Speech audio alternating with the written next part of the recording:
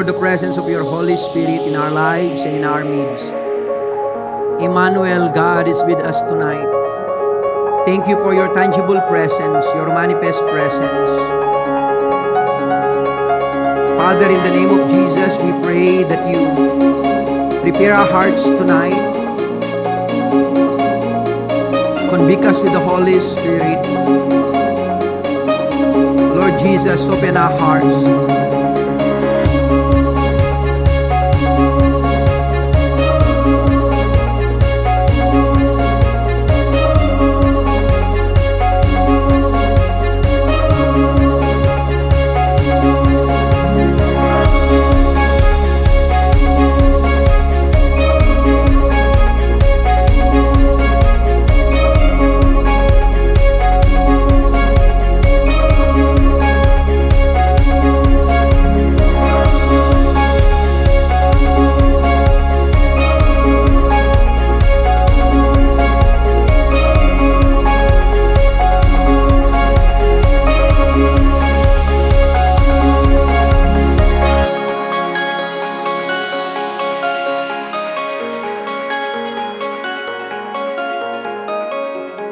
Glory to God.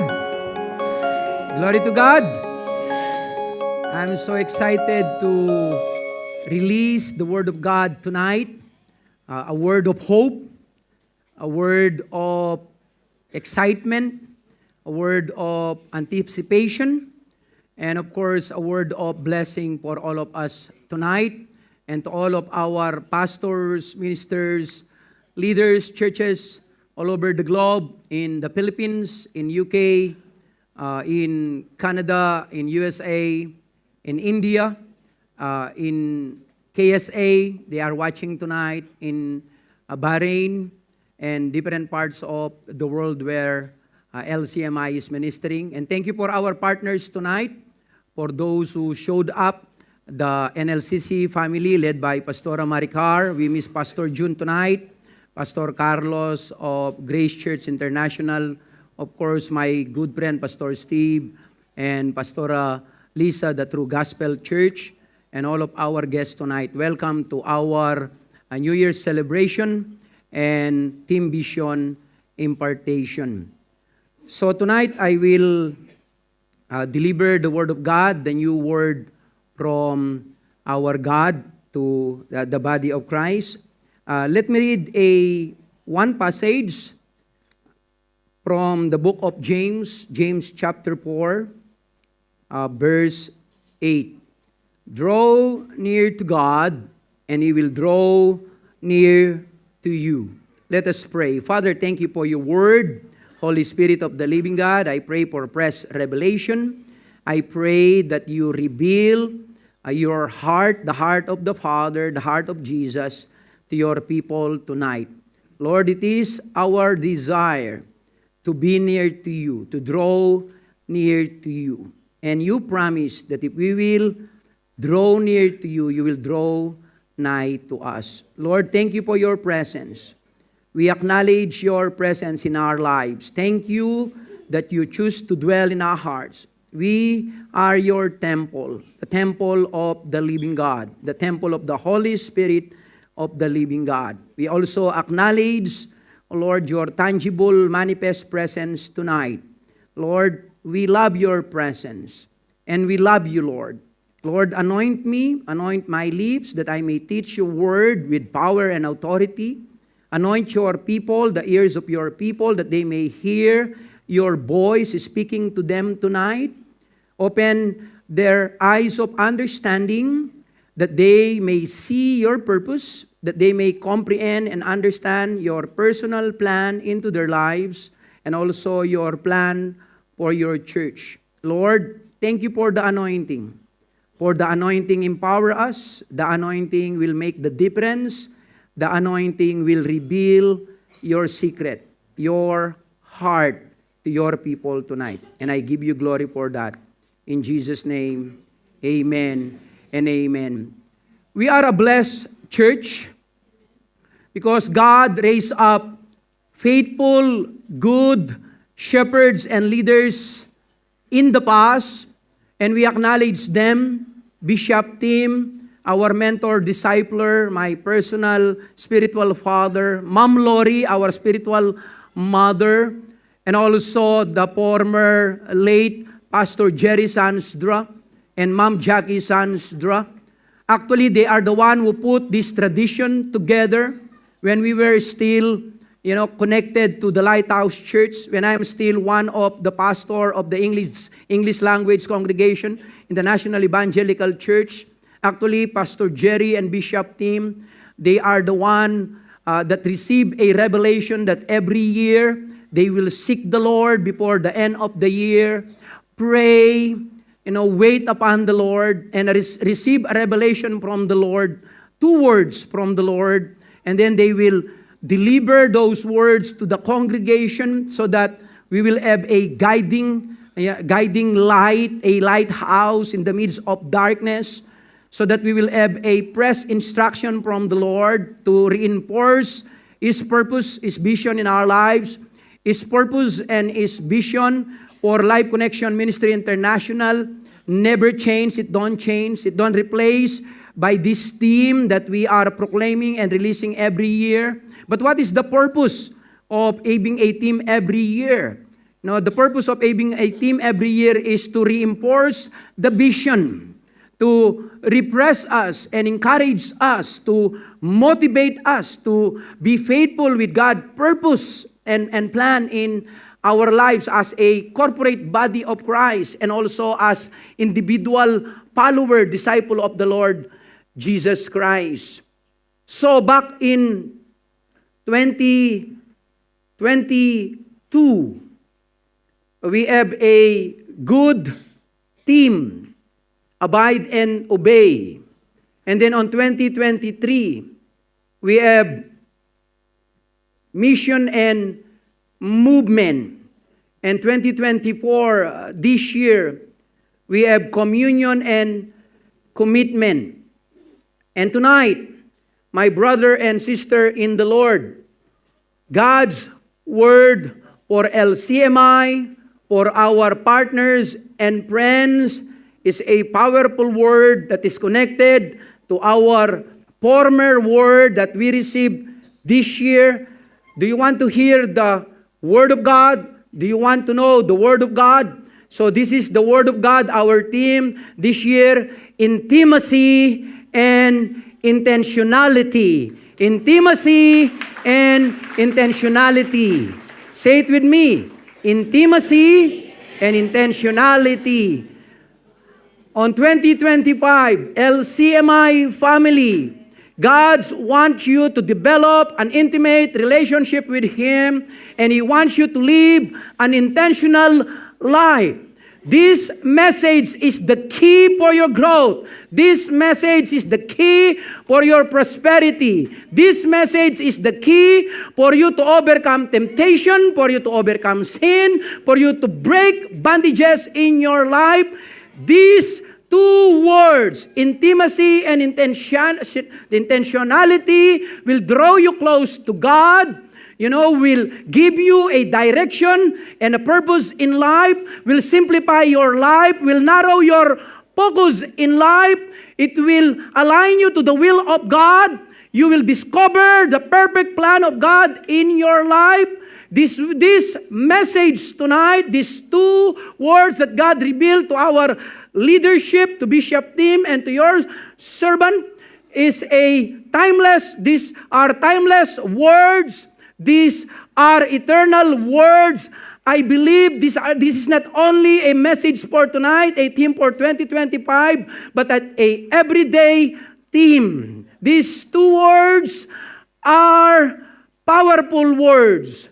So let us dive in to the Word of God. James chapter 4, 7-8. Therefore, submit to God, says the Apostle James. Resist the devil, and he will flee from you. Verse 8, draw near to God, and he will draw near to you. Cleanse your hands, you sinners, and purify your hearts, you double-minded. John 17:4. Jesus said, I have glorified you on the earth. I have finished the work which you have given me to do. See, Jesus lived an intimate life with His Father, and at the same time, He lived an intentional life, a purposeful life, live out and accomplish the will of the Father. I have an opening question for you. What would your life look like if intimacy with God and intentionality in your actions became your guiding principles? Let me repeat that. What would your life look like if intimacy with God and intentionality in your actions became your guiding principles? Consider the powerful transformation when your relationship with God becomes the foundation of your daily decisions and priorities in life. These questions, introspection, and sets the tone for exploring how to align one's life with God's purposes. Let me define intimacy and intentionality. Intimacy means cultivating deep personal connection with God, where your heart aligns with His heart. What is intentionality? Intentionality is living with a deliberate and purposeful pursuit of God's perfect will in your life. Anything less on that is a waste of time. Anything, any plan, any purpose, especially worldly purpose, that is not aligned to the perfect will of God is a waste of time. Why? Because this world, the plans of the people of this world, their purpose, someday it will vanish because this world is just temporary. The deceitfulness of riches and the desires of worldly things are just temporary. It doesn't matter if you will gain the whole world, but if you will lose your soul, ikaw ay kawawa. Pitiful. You are pitiful. Intentionality is living with a deliberate and purposeful pursuit of God's perfect will in your life. Together, intimacy and intentionality, these form a lifestyle that honors God, that will keep you grounded in His perfect plans in your life. So what is the relevance of these two words today? In today's fast-paced, distraction-filled world, it is easy to lose focus on what matters most. We can easily be distracted with the tyranny of the urgent. And we lose focus to our top priority. And what is our top priority? Christ first. Christ first. And His perfect will in my life. In our lives. Distractions rob us of our closeness or nearness with God. And it derails our ability to live a purposeful life. Do you know the four enemies of intimacy? Can you guess what are the four enemies of intimacy? Number one is busyness. Overwork, work. Long hours of work. In United Kingdom, bank. Here in the Middle East, overtime. In Arabic, shukol, wajid shukol, halatul shukol. Tagalog, trabaho. Wala namang nangyayari, puro lang trabaho. Busyness is number one enemy of intimacy. Intimacy with God, intimacy with your spouse, intimacy with your friends, your family, your loved ones. Number two, worldliness. Worldliness. It is sad when believers love the world more than the Word. I want to repeat that. It is sad when believers love the world more than the Word. That is sad. Number three, laziness. Bawal ang tamad sa gawain ng Diyos. Our mother trained us as early, when we were still young, our mom make a simple principle in our home. Bawal ang tamad. Laziness is not allowed. Walang tutulong, walang trabaho, walang pagkain. No work, no food. We need diligent, faithful workers of the Lord in the kingdom. And at LCC, we have lots of them. Hallelujah. Thank you for our many volunteers, diligent, faithful workers in this church. That's why this church is a vibrant church. This church is a growing church. This church is a dynamic church because we have a lot of faithful, sacrificial, diligent worker in this church.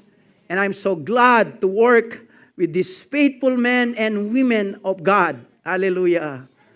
Thank you, guys. Thank you for all of you. Sometimes you are not acknowledged, but God is seeing your work, seeing your labor in the kingdom, your labor of love, your sacrifice, your prayers, your contribution to advance the kingdom of God, to build His church. And great is your reward in heaven. Hallelujah. See, laziness and complacency is a great enemy of intimacy.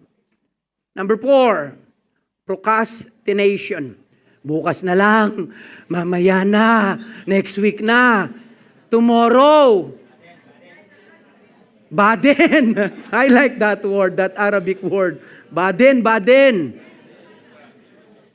Please stop procrastinating. You want to accomplish something? You need to be a man or a woman of action. Hallelujah.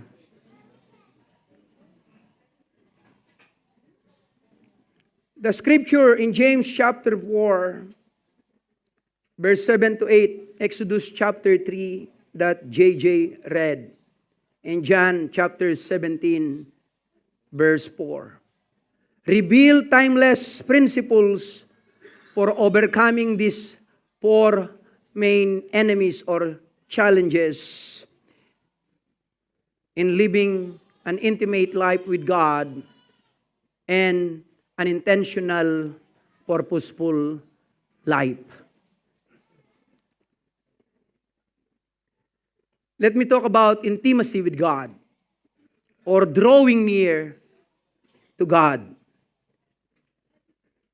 James, the apostle, explained this clearly in his epistle. He said, therefore, submit to God, resist the devil, and he will flee from you. That word, submit to God. Submit to God. The Greek word hypotazo emphasizes aligning oneself under God's authority and rule. This is not passive, but an active yielding to His will and the lordship of Jesus Christ. Submission is an act of trust. If you submit to someone, means you trust that someone, that He will take care of you, that He will provide for you, that He care for you, that He think the best for you. Hallelujah. And that is God. when we submit to Him, when we humble ourselves to Him, and when we acknowledge His rulership and His lordship in our life, He is the one who will take care of us. Hallelujah. Submission is an act of trust where we place ourselves under God's sovereignty, knowing He works for our ultimate good because God is good all the time. Our God is a benevolent God. He never thinks evil against His people. He always thinks the best for you. Look at your brother and sister in the Lord. Tell her, do you understand the goodness of the Lord? Do you know that the goodness of the Lord is His plan for you to have a best life? That's the goodness of the Lord. The goodness of the Lord means He wants the best for your life. Don't settle for second best. Choose the best. When you choose the perfect will of God in your life, you choose the best. Hallelujah. Everything else is second best. His perfect will in my life is the best. Because He knows the future, I don't. Because He is unlimited, I am limited. He will never run out of resources. I will run out of resources. Hallelujah. Yes, God is the best. Jesus is the best. Can you say it with me? My God is the best. My Jesus is the best. And His plan for me is the best. Hallelujah. That's why He wants us to have an intimate relationship with Him so that we will discover all His wonderful plans in our lives. But the first is submission, humility, a heart of willingness to follow His lead, the lead of the Holy Spirit. Resist the devil. First, submission. You cannot resist the devil. You cannot resist temptation. You cannot resist worldly desire, the deceitfulness of riches in this world, in your own flesh. I tried. I failed so many times. I can't. You can only resist the devil. You can only overcome demonic, satanic forces, attack, if you will yield to Christ, if you submit to Christ. Because the devil is no match with Christ, but you are not matched with the devil. No match to the devil. It is only Christ can defeat the works of the evil one in your life. So if you will yield with Christ, you will be an overcomer. You will be victorious Christian believer and follower of the Lord Jesus Christ. You are more than conqueror in Christ. To those who watch tonight, you are more than conqueror in Christ. Hallelujah. Resist the devil and he will flee from you. Resistance involves deliberate, firm opposition to anything that contradicts God's truth. It requires vigilance, prayer, and reliance on the Word of God, because this is the sword of the Holy Spirit. This is our weapon. Satan is not afraid of you. He is only afraid of the Word of God, because the Word of God is the authority of God. So when you meditate the Word of God, memorize the Word of God, preach the Word of God, live out the Word of God, the devil will flee from you. Hallelujah. Because the devil is looking for weak believers who don't know their inheritance in Christ, who don't know their authority in the Word of Christ. But those who know their authority, they can resist the devil and he will flee from them in the name of Jesus by the power of the sword of the Holy Spirit. That's why we encourage you to study, go to our training, meditate the Word of God, write a journal in your prayer time, devotion time, because the more that you heed the Word of God in your heart, when the enemies will come, you can wield the Word of God, which is the sword of the Holy Spirit, and you can go in the offensive. Hallelujah. Not always defensive. Yes, we need the armor of God, but we also need to go to the offensive. Good players, they know what is the best defense. The best defense is good offense. Hallelujah. If you are good in offense, whatever defense they put on you, you will just destroy it.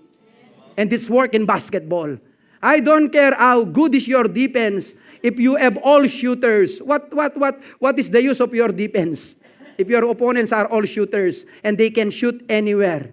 15 feet, 30 feet, or before they cross the baseline or the up court. See, your defense is useless if you don't put the Word of God into your heart. LCC love the Word of God. LCC love to study the Word of God. LCC love to equip God's people by the Word of God. Hallelujah. We value the Word of God in this church because we know it is the only weapon, hallelujah, that can defeat Satan. And of course, our prayer and praise. Hallelujah. Deeper insight, submission and resistance are interconnected. Without submitting to God, resistance to the devil becomes ineffective. Intimacy with God grows as we yield control of our lives to Him and stand firm against the forces of evil that seek to distance us from Him and also wants to destroy us, our relationship with God, and our relationship with each other. Beware of division, brethren. Beware of conflict, brethren.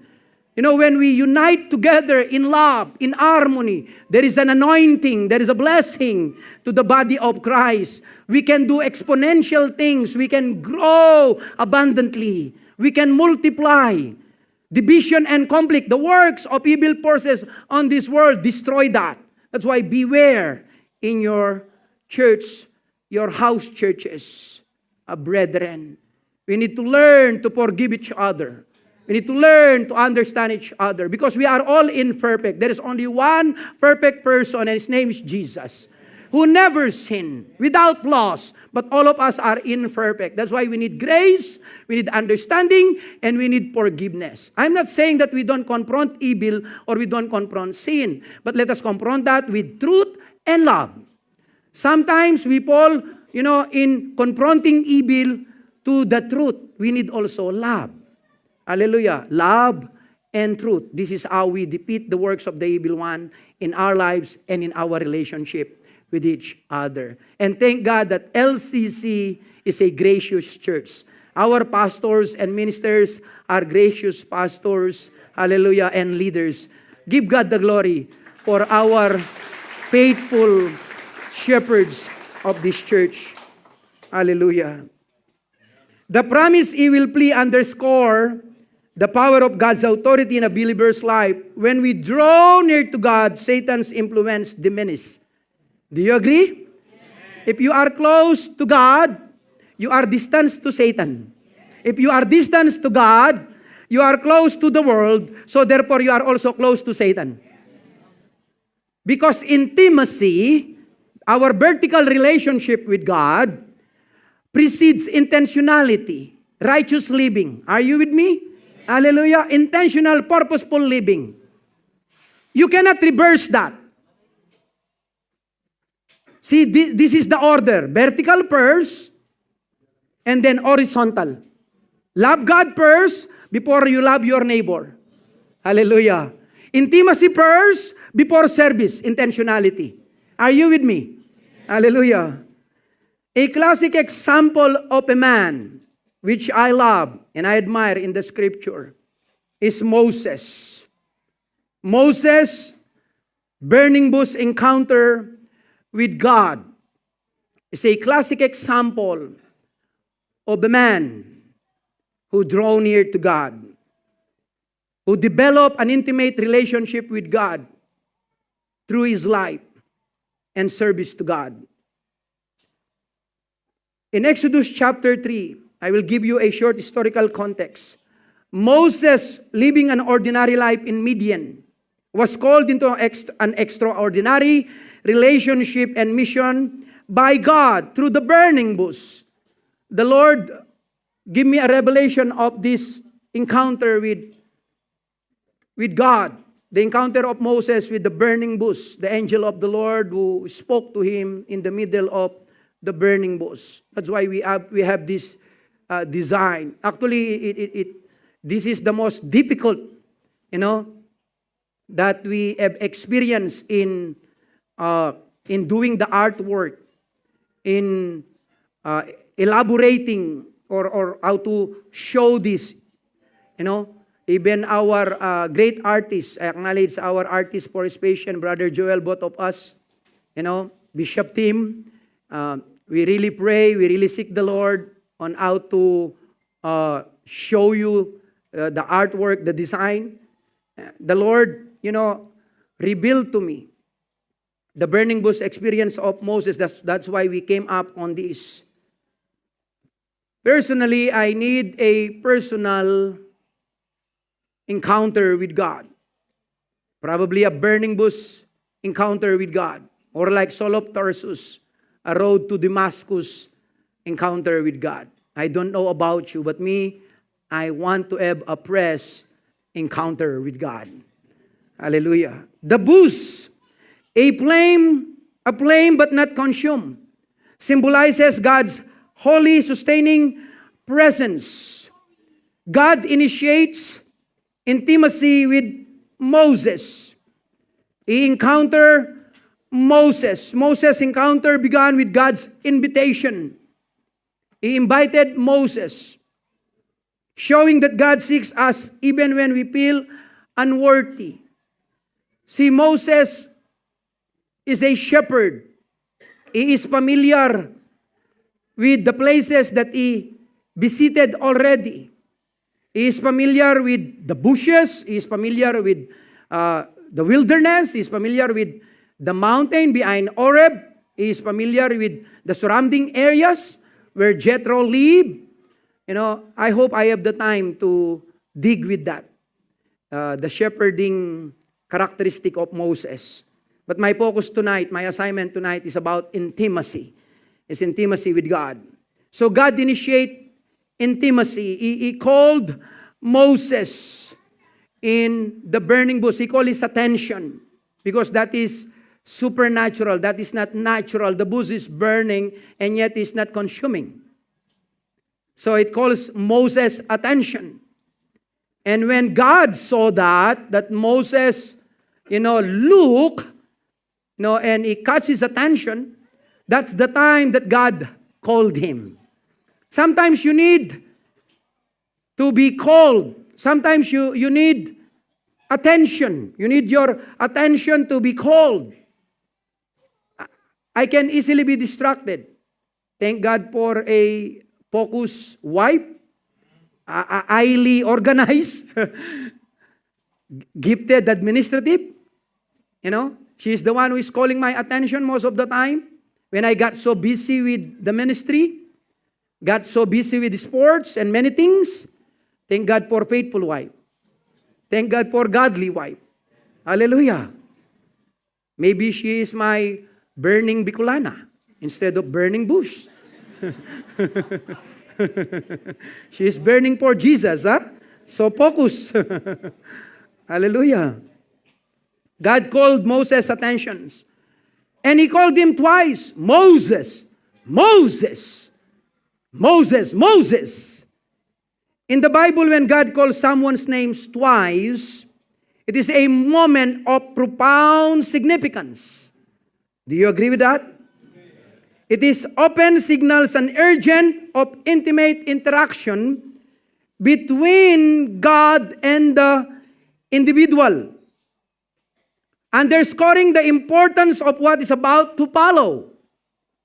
This is a pattern seen in the scripture. When God called Abraham to stop him in slaying his son in Genesis 22, he called him by name twice. The angel of the Lord from heaven called Abraham, Abraham, Abraham, in Genesis 22:11, to stop him in stabbing his son. He called Jacob twice, Jacob, Jacob, when Jacob wrestled with God. And we talk about Jacob in our Encounter God retreat in Genesis 46 verse 2. The little boy Samuel. I love our children's ministry. Thank you, Miss Sunshine. Let's give God the glory for Miss Sunshine. She is faithful. Since they started our children's ministry from COVID until now, they still producing, do you know that? Quality videos to encourage our children. So you moms and dad, Instead of showing your children Barney, or Donald Duck, or Cinderella, let them watch Miss Sunshine and the children's ministry and hear the word of God and be blessed and be encouraged. Hallelujah. Samuel, says the Lord. And others including Martha, Simon Peter, Saul of Tarsus. See, when Moses' name is called twice in Exodus 3:4, Moses, it marks a pivotal emphasizes both God's urgency and his personal connection to Moses. See, God called him by name. God knows you. He knows your name. Before even you were born, when you are still in your mother's womb, King David already said that He knit me together in my mother's womb. Means you are not an accident. Your calling is not an accident. God is intentional. He intentionally made you, created you in His own likeness and His own image. He breathed into your nostril the breath of life, the Ruha, the Spirit of God. And you became a living being, a living soul from your mother's womb. When He created the first Adam, the red dirt, the first man, Adam, He breathed into his nostril and he became a living soul. See, man is capable of an intimate relationship with God because He placed His Spirit within you. He made you as a spiritual being. The human spirit, the born-again human spirit is capable of a close, intimate relationship with the Spirit of the living God. That's why when we worship, sometimes you close your eyes. Because you are connecting to the supernatural. Because you are connecting to the Spirit of the living God. Your human born-again spirit is communing, connecting, abiding, remaining, dwelling, conversing, talking, and savoring the presence of the living God. Hallelujah. You are capable of an intimate relationship with God. He made you for that purpose. He made us to love Him and enjoy His presence forever.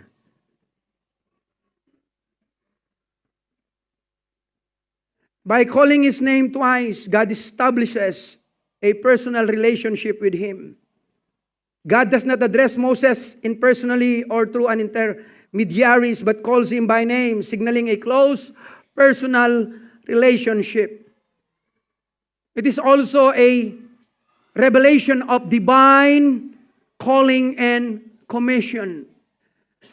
The Creator God, the God of Abraham, Isaac, and Jacob, personally called Moses. This moment marks Moses' call to lead Israel out of Egypt as a deliverer. God said, I have seen the suffering of my people. I have heard their groanings and their cries and their prayers. This is the God that we serve, the God who cares, the God who hears your prayers, knows your suffering, your cries. God is watching. God is listening. The devil is a liar. You don't need to feel alone or abandoned. The devil is a liar. Because God, Emmanuel, is with us. He is with you always. He's watching over you always, just like Moses. Hallelujah. This is about divine selection and commission. This moment marks Moses' call to lead Israel out of Egypt as a deliverer. The repetition highlights the weight of the mission and the unique role Moses is chosen to fulfill. Sometimes God will repeat Himself. Intimacy and assurance. By calling His name, God reassured Moses of His presence, of His plans, of His purpose, especially given the daunting task Moses was about to undertake. It's a great task. It's a scary task. See, it's a great task, a difficult task, a scary task to pastor people, to shepherd people, to lead people, to teach people. A great burden. That's why we need the assurance of God. We need the assurance of His presence, the assurance of His promises. And that encourages us. That's encouraged me, just like Moses. Moses is a reluctant servant, just like many of us. Did you deliberately, intentionally choose God? No. I ran away from God. Many of us wants to run away from God. And yet, out of His grace and His sovereign will, He chooses us. He chose you. Look at your brother and sister in the Lord. Tell him, you are highly privileged because He chose you. He chose you. Hallelujah.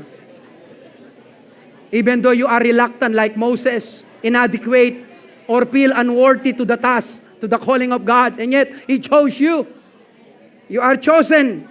Christ said, you don't choose me, but I have chosen you. Hallelujah. And called you and appointed you to bear fruit that will remain. John 15:16.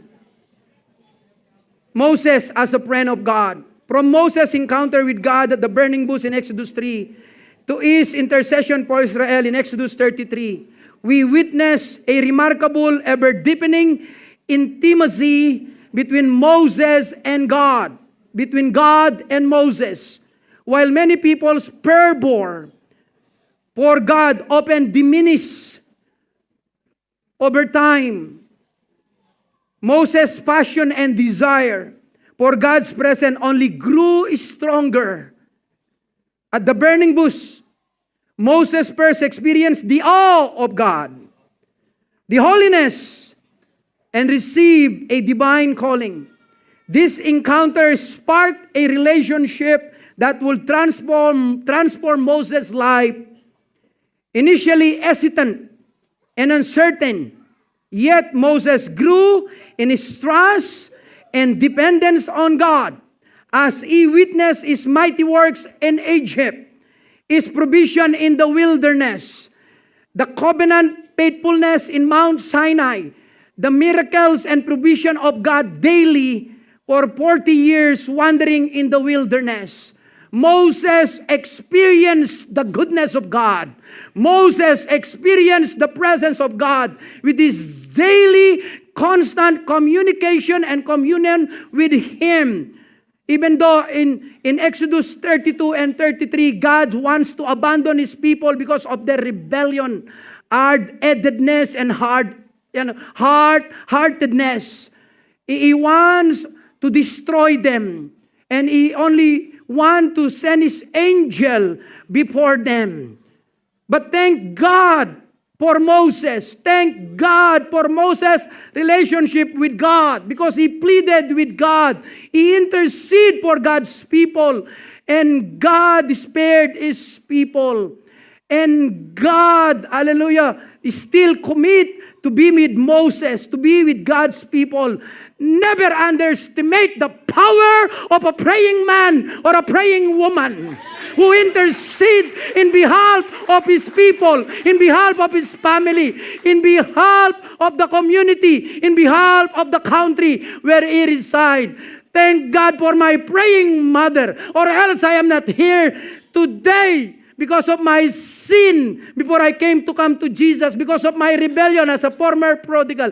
Thank God for Nanay Auring, who never gave up on me, who prayed for me night and day, who cried before God Almighty that Alan will be changed, that Alan will be saved, that Alan will be transformed, that Alan will commit his life for Jesus.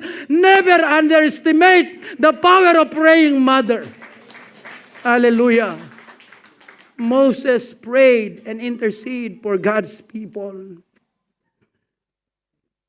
Don't give up to your children. Don't give up your children. Hallelujah. Don't surrender them to the devil. Even though probably they are wandering sheep or living a prodigal life. Keep on praying. Keep on begging God. Keep on asking. Keep on believing. Keep on waiting that one day they will come home. They will repent and they will surrender their life to Jesus and will serve Jesus. Hallelujah. God will answer your prayer. Encourage your brother, your wife, your husband. Tell him, don't give up. One day God will answer your prayer. Hallelujah. Yes. I love that big amen.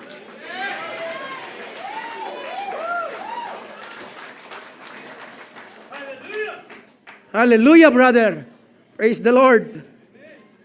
Hallelujah. Intentionality in life and mission. Jesus' example of intentionality, the greatest example and model in John chapter 17. Listen to the word of Jesus. I glorify you on the earth, having accomplished the work that you gave me to do. See, the context of this is facing death. He's going to sacrifice his life. He will be tortured on the cross. He will be denied. He will be betrayed. He will go to a great challenge. And yet Jesus Christ said, before even dying on that cross, I have glorified you on the earth. I have finished the work that you have told me to do. What a fulfilled life. What an intentional life. See, Jesus lived a short life. He don't pray the prayer that I heard over and over again. Lord, give me long life. Lord, prolong my life. Lord, give me good health. There is nothing wrong about that. But why not pray just like Jesus? Not my will, but yours be done. Lord, let me do your will here on earth. Instead of being consumed and concerned how long you will live. But be concerned and consumed how you will please God. See, it's not about the longevity of life. It's not about the shortness of life. It's about the purpose of life. Jesus died at 33 and a half years old, and yet he is fulfilled because he lived a purposeful, intentional life. Hallelujah. His ultimate mission, Jesus' life exemplified purpose at every word and actions was in alignment with God's perfect will. His ultimate mission is glorifying the Father through his redemptive work was fulfilled with an unwavering intentionality. Jesus intentionally discipled his disciples for 3.5 years. He called them to follow him and deliberately poured out his life into them. He taught them the word of God. He showed them how to live. He invested in life in them. He performed miracles. And he asked them to assist him. He ministered to people. He touched people. They are always on the training ground. See, this is real discipleship. He modeled to them a life that pleases God and how to love people by serving them. That's why we called our discipleship Jesus Model. Because we want to imitate Jesus. We want to follow Jesus. And we want to model Jesus. In his priestly prayer, he told his Father that he accomplished the work he asked him to do. Even though he only lived short life and only ministered to 3.5 years. He told his Father that he accomplished his purpose in this very intimate conversation with his Father. If you will observe his priestly prayer in John chapter 17, if you are a student of the Word, you will notice that Jesus spent only 20% of his prayer pertaining to himself. Only 4 verses. John 17, 1 to 4. And the rest, the 21 verses, are intercession or is a intercessional prayer pertaining to the needs of his disciple. In his priestly prayer, he told his Father that he accomplished the work he asked him to do. This is very intimate conversation between the Father and the Son. And as we observe Jesus, in this chapter, there are 25 verses and 21 of those verses are dedicated to his disciples. He prayed for them. He interceded for them. He asked the Father to protect them. He asked the Father to sanctify them. He asked the Father to use them. He asked the Father to send them. He asked the Father to keep them. Hallelujah. Jesus specifically prayed for his disciples' sanctification, protection, and also mission. 20 years ago, Big Dad, Bishop Tim Daly was sent by God here in Kuwait.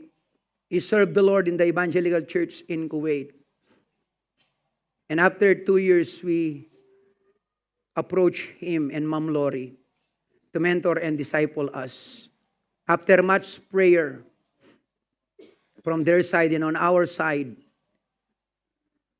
they decided to say yes, and they mentored us. And they spend time with us, and they invest their time with us. And our leaders, the First Fruit leadership, who are now, most of them, I think only one don't become a pastor. Most of them, the 22 people that they mentor, they became all pastors. See, the fruit speaks for itself. The rest is history. Just like Jesus, spend time with his disciple, invest in his disciple. Bishop Tim and Ma'am Lori Daly, they did that to us, and we did it to others. And you did it to others.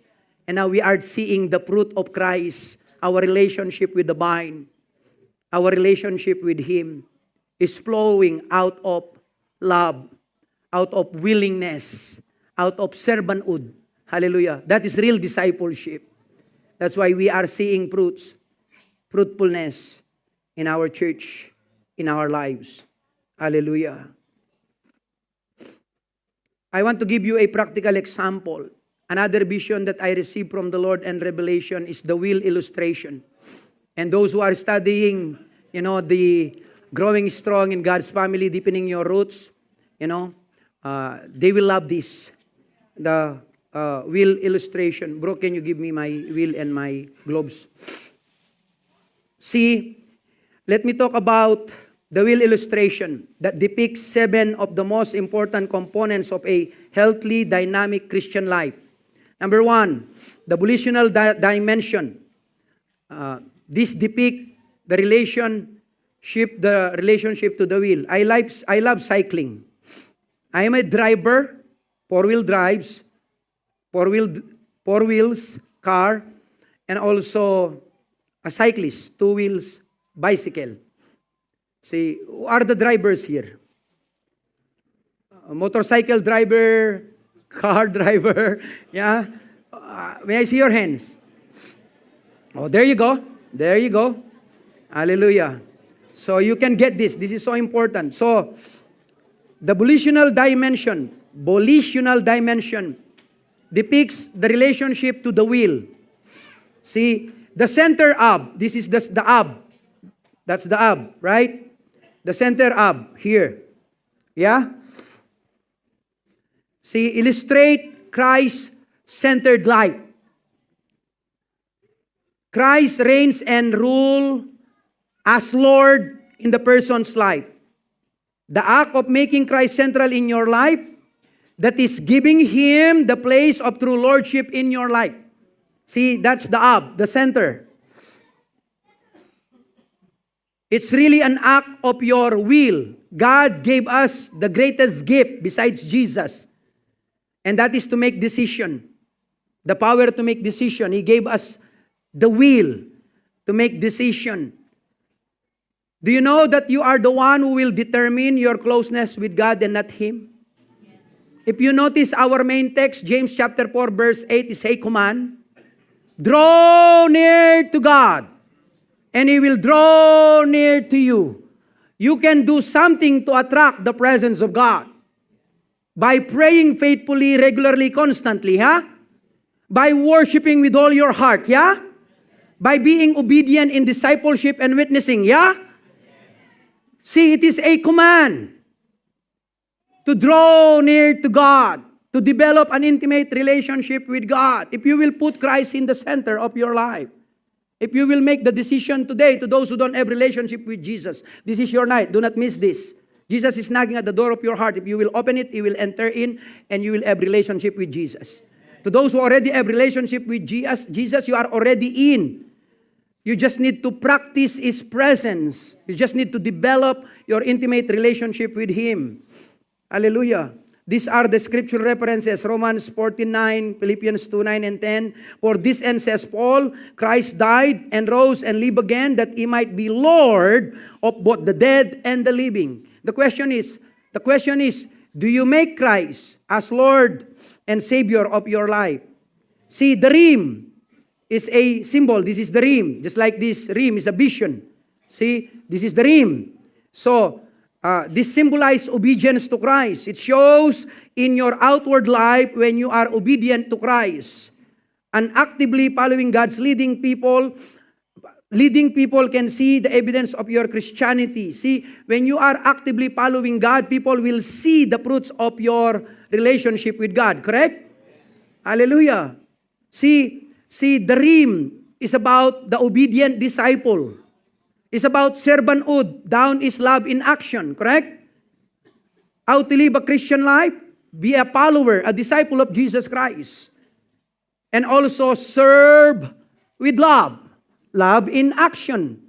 And I'm so blessed and also grateful for our people who demonstrate love through their action by helping the poor, by sponsoring our children in the Philippines, in Thailand, and different parts of the world. That is love in action.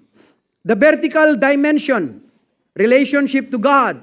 See, the Word spoke. See, God wants to reveal Himself. He already revealed His purpose through His Word, but we need to listen to Him daily. We need to read the Word, meditate the Word, and if you can, memorize the Word so that you can live out the Word. Hallelujah. Psalms chapter 1, 1-3, John 15, 5-7. We all know these verses. These are popular verses. Blessed is the man who does not walk in the counsel of the ungodly, but his delight is in the law of the Lord, and in His law he meditate day and night, day and night, day and night, day and night, day and night, day and night, day and night, day and night, day and night, day and night, day and night, day and night, day and night, day and night, day and night. And he shall be like a tree planted by the streams of living water.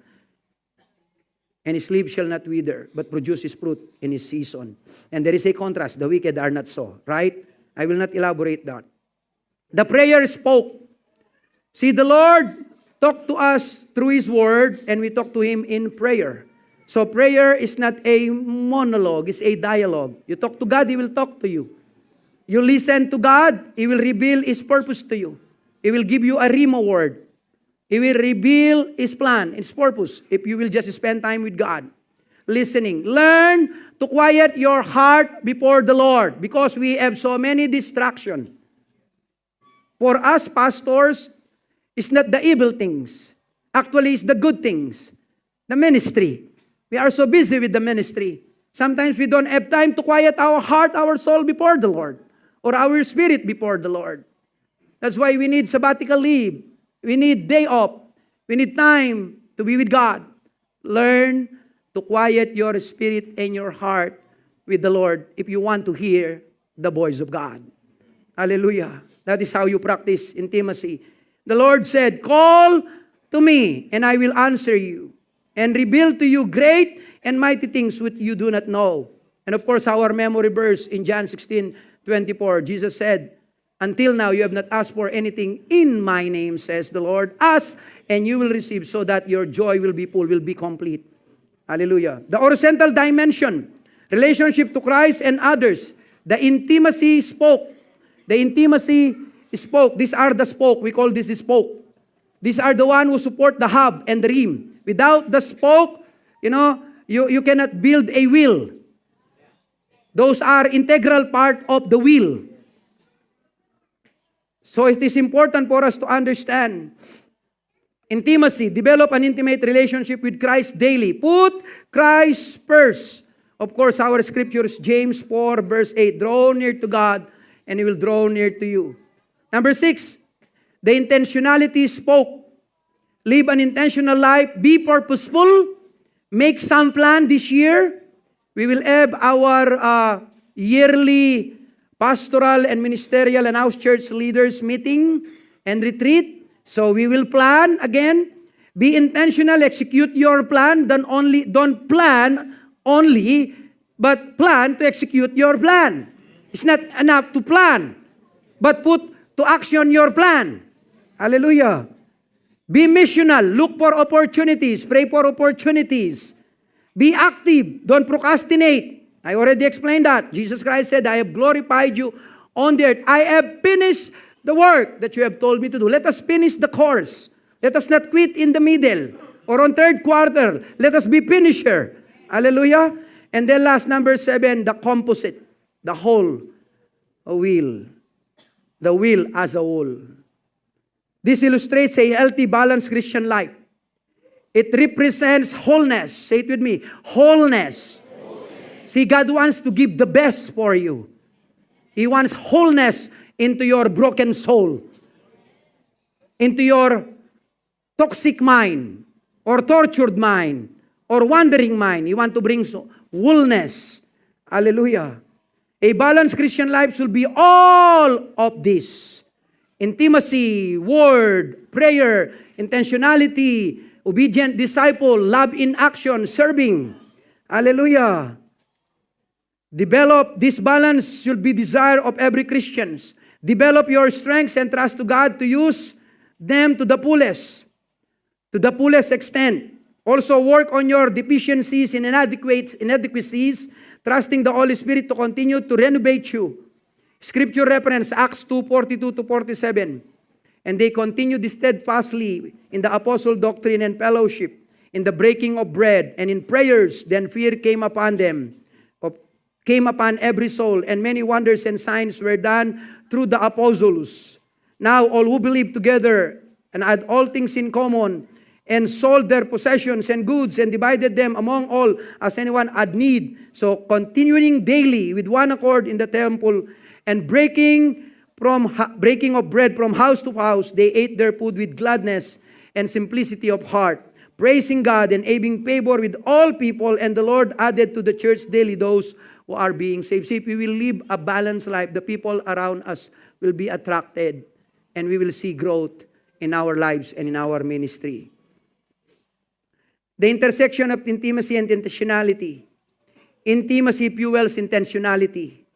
A vibrant relationship with God gives clarity and strength to live purposefully. I give already an example. Moses and Jesus. Both of them, they live out an intimate relationship with God and an intentional life. For our life application. Life application. Number 1, dedicate time to prayer and scripture. Treating this communion with God as sacred and essential. Make this your first priority in 2025. Identify and remove distractions. Be specific. Focus. Symbolically, take off your sandals to fully engage in God's presence. Be persistent in seeking God's guidance and assurance, like Moses, who regularly sought God's presence in the tent of meeting. Let your intimacy with God shape your intercessions for others and inspire your obedience to His calling. Discern God's purpose for your life through prayer and seeking His guidance. Evaluate your priorities. Are your daily actions aligned with God's plan, or are they driven by personal ambition? Develop an intimate relationship with Christ and live an intentional life daily. So I want to challenge you tonight, brethren, especially our leaders, all of our leaders. I challenge you to commit to cultivate intimacy with God and living intentionality for His glory. Also recognize that God calls you to draw near to Him and to live purposely in alignment with His perfect will in your life. May I call on our worship team to prepare, and then our media team, please play Big Dad 7 minutes video. I want to connect. He has a 7-minute video, a word of Hello, my exhortation. dear Life Connection Ministry International family. As we step into 2025, my heart overflows with gratitude for each of you. Your faithfulness to the Lord Jesus and your unwavering commitment to his calling inspire me more than words can express. Across the globe, you've carried the light of the gospel with courage and sacrifice, bringing hope to the lost, comfort to the hurting, and strength to the weary. I am immensely proud of how you have faithfully answered God's call, often at great personal cost. Your dedication does not go unnoticed, and it brings glory to our Savior. I want to extend a very special note of appreciation to our beloved LCMI executive presbyters.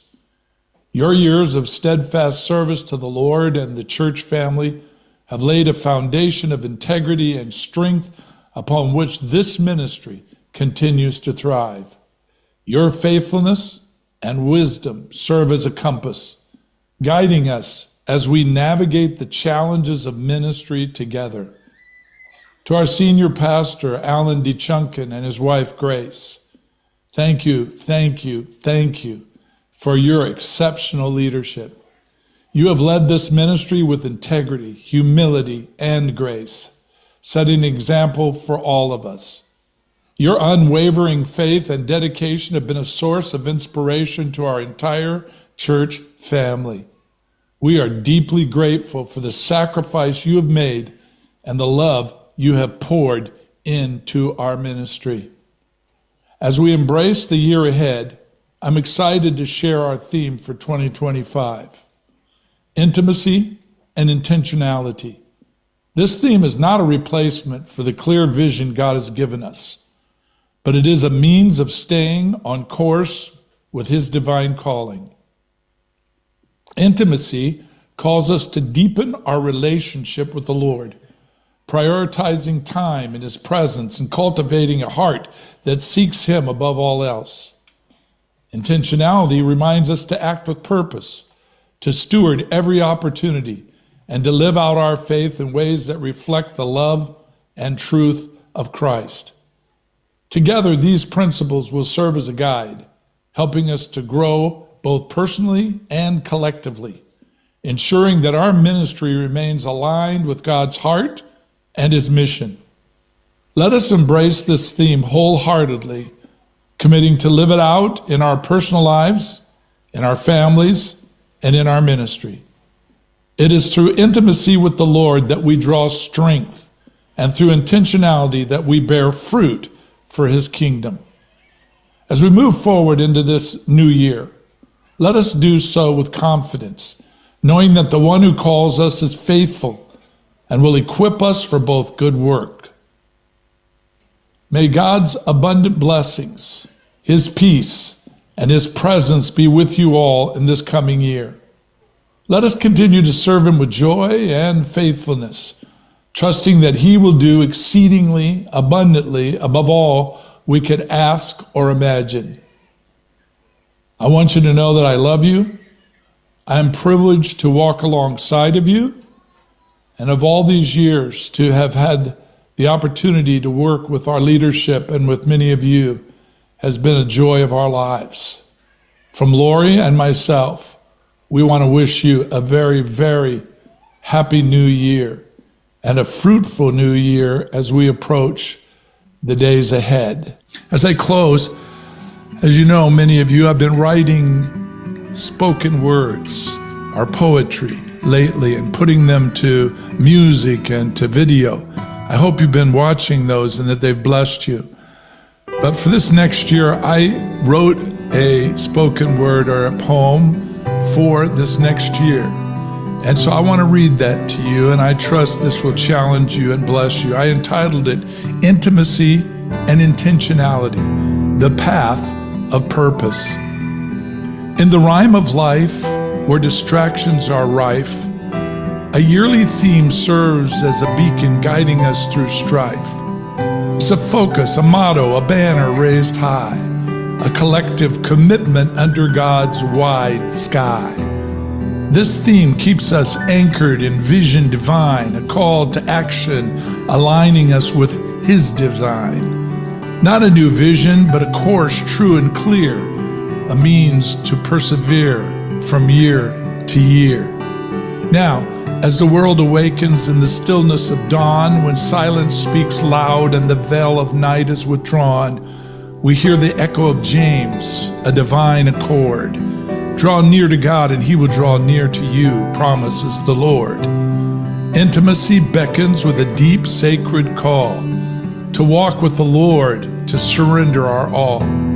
This theme invites us to a closer communion in every whispered prayer, in every spiritual union. In the secret place where his word unfolds, in the prayer closet where true life is told, we find intimacy, not in the noise, but in his presence where we hear his voice. It is in these moments, Scripture embraced, his Spirit speaks, and we are graced. Yet intimacy alone isn't the end, for our walk with Christ on more does depend.